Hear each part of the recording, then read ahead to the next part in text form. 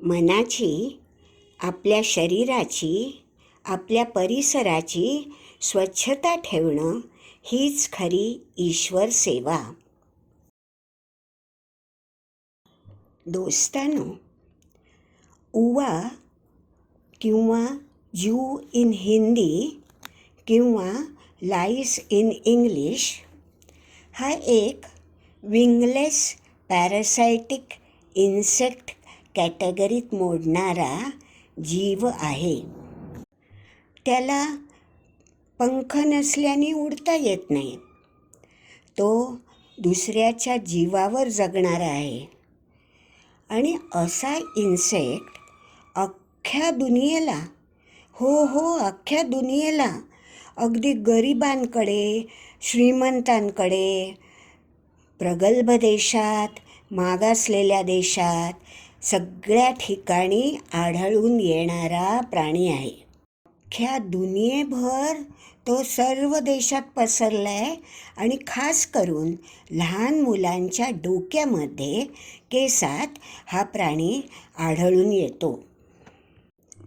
Scalp म्हणजे डोक्याची त्वचा चावून चावून तो आतलं रक्त चोखतो आणि म्हणूनच केसांमध्ये भयंकर कंड सुटते.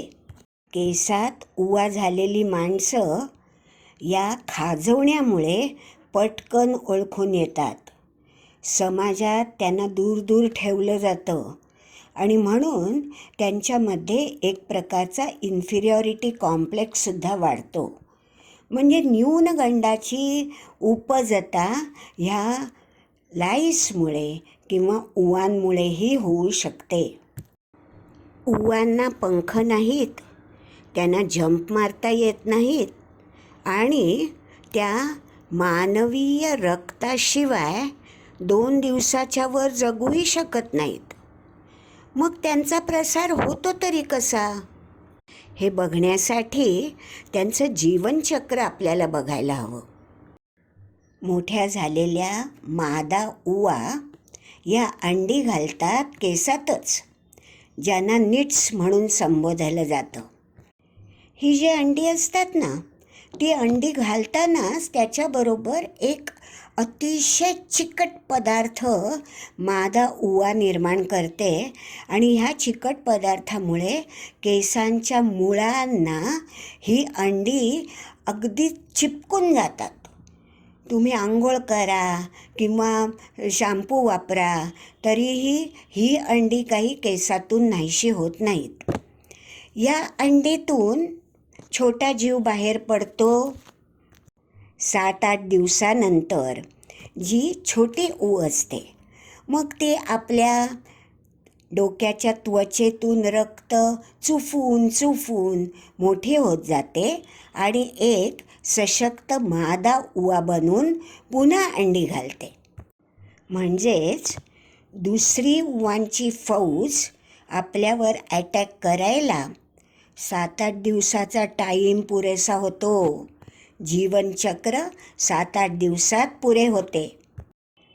ही उवांची अंडी किंवा निट्स जी असतात ती बरेचदा डॅन्ड्रफ म्हणून किंवा केसातला कोंडा म्हणून लोक त्याच्याकडे बघतात आणि त्यांना फारसं विचारात घेतलं जात नाही.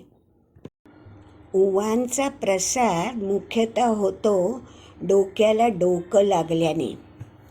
म्हणतात ना, जहाँ मिले 2 सर, जू को मिले नया घर. डोक्याला डोकं लागणं हे जास्त करून लहान मुलांमध्ये खेळताना होतं, जेव्हा ते एकत्र येऊन खेळत असतात. एकदा का लहान मुलाच्या डोक्यात उवाने प्रवेश केला की नंतर हीच मुलं आपल्या भावंडांना घरी येऊन उवांचा प्रसाद देतात.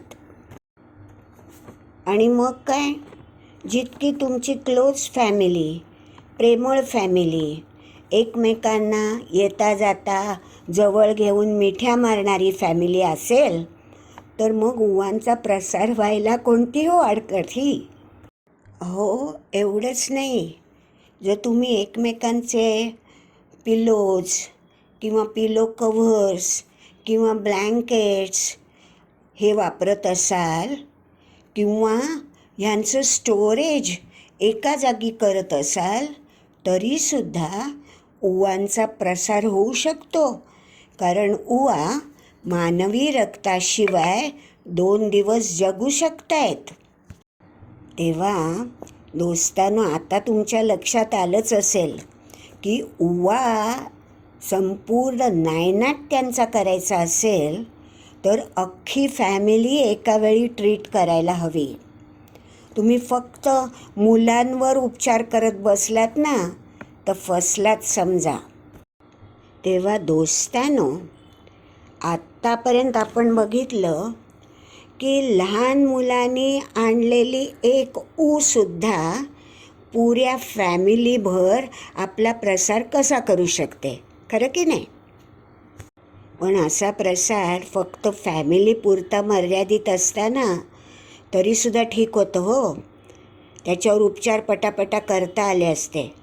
पण प्रसार अनेक मार्गाने होऊ शकतो आहे. जसं मुंबईच्या बेस्ट बसेसमधली भीषण गर्दी, मुंबईच्या लोकल ट्रेन्समधली भयावह गर्दी, या सगळ्यांमध्ये डोक्याला डोकं तर भिडणारच आहे आणि उवांचा प्रसारही मग आपण रोखू शकत नाही. मुंबईतल्या खालच्या दर्जाच्या सलून्स, जर तिथे तुम्ही केस कापायला गेलात ना तर तिथल्या कात्र्या, तिथले कंगवे हे न धुतलेले प्रत्येक गिऱ्हाईकासाठी तेच वापरले जातात आणि म्हणून त्यांच्यातूनही उवांचा प्रसार होऊ शकतो. तेव्हा दोस्तांनो, डोक्यातील उवांचा अटॅक आपल्यावर कधी, कसा, केव्हा होईल काहीच सांगता येत नाही आहे. आणि म्हणूनच उवांविरुद्धची लढाई आपल्याला अनेक मार्गाने, अनेक दिशांनी आणि अनेक द्वारातून करायची आहे. आणि म्हणून दोस्तांनो, उवांविरुद्धची मोहीम ही केवळ लहान मुलांपुरती मर्यादित ठेवू नका. अख्ख्या फॅमिलीनी या मोहिमेत भाग घ्यायला हवा. उवा आणि त्यांची अंडी म्हणजे निट्स किंवा ज्याला मराठीत लिखा म्हणतात, त्या अत्यंत चिवट असतात, मरत नाहीत. आणि म्हणून त्यांचं प्रिव्हेन्शन म्हणजे त्या आपल्या डोक्यात येणारच कशा नाहीत याकडे जास्त लक्ष द्यायला हवं. यासाठी दोस्तांनो, फक्त एवढं करूया. लहान मुलींचे केस न वाढवता ते विंचरायला सोपे जाण्यासाठी छोटे ठेवूया. बाहेरून घरात आल्याबरोबर प्रत्येक जणाने स्वतःच्या उवाच्या फणीने केस विंचरून आपण उवा आणल्या नसल्याची खात्री करून मगच कुटुंबात मिसळूया. आठवड्यातून निदान एकदा तरी कुटुंबातील सर्व लोकांनी चांगल्या शॅम्पूने केस धुवून डोक्याची स्वच्छता बाळगूया. आणि शॅम्पू केल्यावर लागलीच जूच्या फणीने ओल्या केसांना विंचरून काढूया. प्रत्येकाने आपापल्या फण्या, कंगवे वेगळे ठेवून प्रत्येक वापरानंतर ते साबणाच्या कोमट पाण्याने धुऊया किंवा अल्कोहोलमध्ये 1 तास बुडवून ठेवूया. आपल्या मुलांसाठी धुता येण्याजोगीच स्टफ टॉईज खरेदी करूया आणि आठवड्यातून एकदा तरी ती गरम साबणाच्या पाण्याने धुऊया. सलूनमध्ये जाताना आपले कंगवे, आपली कात्री घेऊन जाऊया. आणि दोस्तांनो, एवढ्या सगळ्या काळजा घेऊनही जर का एखाद्याच्या डोक्यामध्ये उवा झाल्याच आणि त्या हटत नसतील तर मग काय करायचं? अहो, मग आपल्यासाठी आहेत उवा लिखा मारणारे शॅम्पू. परंतु यांच्यातील केमिकल्समुळे ते लहान मुलांना घातक ठरू शकतात. म्हणूनच म्हटलंय दोस्तांनो की उवा लिखांच्या बाबतीत prevention is better than actual treatment on them.